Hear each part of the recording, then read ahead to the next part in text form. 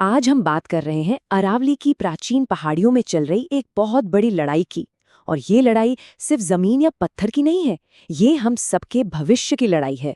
एक ऐसी कहानी जो अदालतों से लेकर जमीन तक हर मोर्चे पर लड़ी जा रही है। जरा सोचे, देश की सबसे बड़ी अदालत एक बहुत अहम फैसला सुनाती है और फिर कुछ ही हफ्तों के अंदर उसे होल्ड पर डाल देती है। आखिर ऐसा क्या हुआ कि सुप्रीम कोर्ट को अपने ही फैसले पर दोबारा सोचने की जरूरत पड़ गई?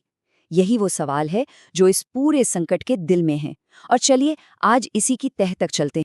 तो ये पूरा मामला शुरू हुआ अदालत के अंदर हुए एक नाटकीय मोड़ से।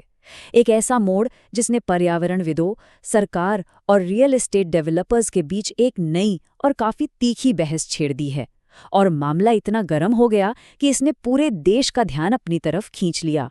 हुआ ये कि अदालत ने अरावली को पहचानने का एक नया तरीका बताया, लेकिन इस नए नियम के खिलाफ इतनी जोरदार आवाजें उठीं, इतना विरोध हुआ कि अदालत को फौरन अपने कदम पीछे खींचने पड़े। और इस एक फैसले ने एक ऐसी अनिश्चितता पैदा कर दी है जिसका असर दिल्ली एनसीआर से लेकर राजस्थान तक महसूस किया जा रहा है।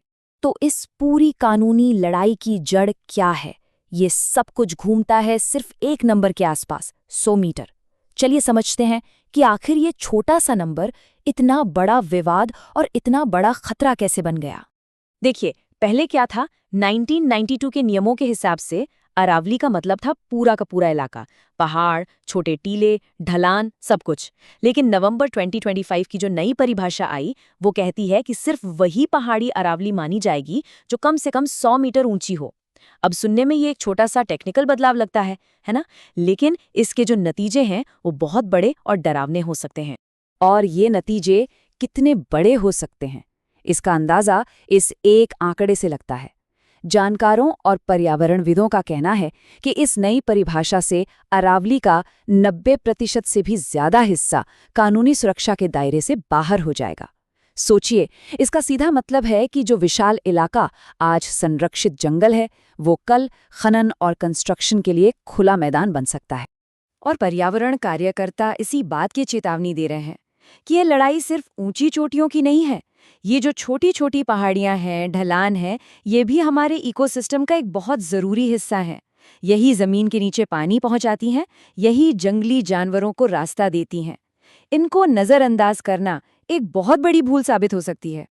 लेकिन रुकिए, कहानी में एक और मोड़ है। ये लड़ाई सिर्फ अदालतों के बंद कमरों में नहीं चल रही है। एक दूसरा मोर्चा भी है जो असल जमीन पर खुला हुआ है। और वहां बुलडोजर पहले से ही अपना काम कर रहे हैं और एक अलग ही तरह का संकट हर रोज गहराता जा रहा है। यहीं पर अरावली संकट के दो पहलू सामने आते हैं। देखिए, एक तरफ तो कानूनी बहस चल रही है कि भाई असल में अरावली है क्या, और दूसरी तरफ अधिकारी पुराने यानी 1992 के कानूनों को लागू करने के लिए जमीन पर बने अवैध निर्माणों को तोड़ रहे हैं। और ये दोनों संकट कहीं ना कहीं एक दूसरे से जुड़े हुए हैं। ये स्लाइड हमें उस संकट की असल जमीनी हकीकत दिखाती है। गुड़गांव और फरीदाबाद के इलाकों में दशकों से बने फार्म हाउस और दूसरे अवैध ढांचों को गिराया जा रहा है। अब एक तरफ तो ये पर्यावरण की रक्षा के लिए एक जरूरी कदम लगता है, लेकिन दूसरी तरफ ये उन लोगों के लिए एक मानवीय संकट भी है जिनके घर टूट रहे हैं। तो ये एक बहुत ही पेचीदा और जटिल स्थिति है। तो सवाल उठता है कि आखिर इन पहाड़ियों के लिए इतनी जोर शोर से लड़ाई क्यों हो रही है? बात यह है कि ये सिर्फ पत्थर और मिट्टी के ढेर नहीं है।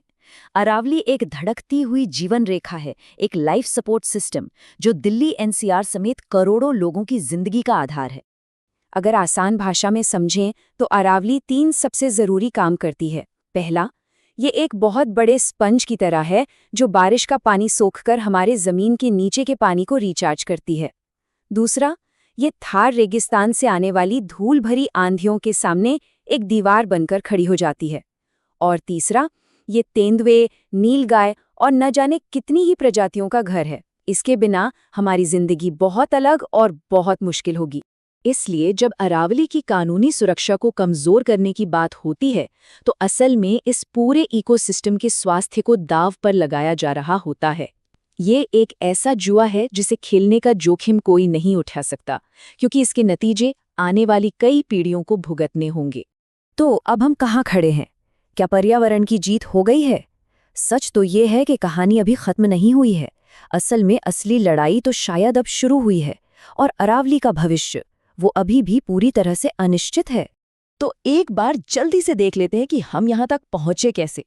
नवंबर में एक विवादित परिभाषा आई, दिसंबर में जोरदार विरोध प्रदर्शन हुए, और फिर जनवरी में अदालत ने उस पर एक अस्थायी रोक लगा दी। पिछले कुछ महीने किसी रोलर कोस्टर की सवारी से कम नहीं रहे हैं। और ये समझना बहुत जरूरी है कि ये सिर्फ एक अस्थायी रोक है, कोई आखिरी फैसला नहीं। अदालत इस मामले पर फिर से विचार करेगी। पर्यावरणविदों ने एक अहम लड़ाई जरूर जीती है, लेकिन अरावली को बचाने का ये युद्ध अभी भी जारी है, और इसका नतीजा कुछ भी हो सकता है। और आखिर में अरावली का ये संकट हमें एक बहुत बड़े और ज़रूरी सवाल पर लाकर छोड़ देता है कि हम विकास और प्रगति की दौड़ में आगे तो बढ़ें, लेकिन अपनी हजारों साल पुरानी कुदरती विरासत को कैसे बचाकर रखें। ये एक ऐसा सवाल है जिसका जवाब किसी एक व्यक्ति या सरकार के पास नहीं है। इसका जवाब हम सभी को मिलकर खोजना होगा।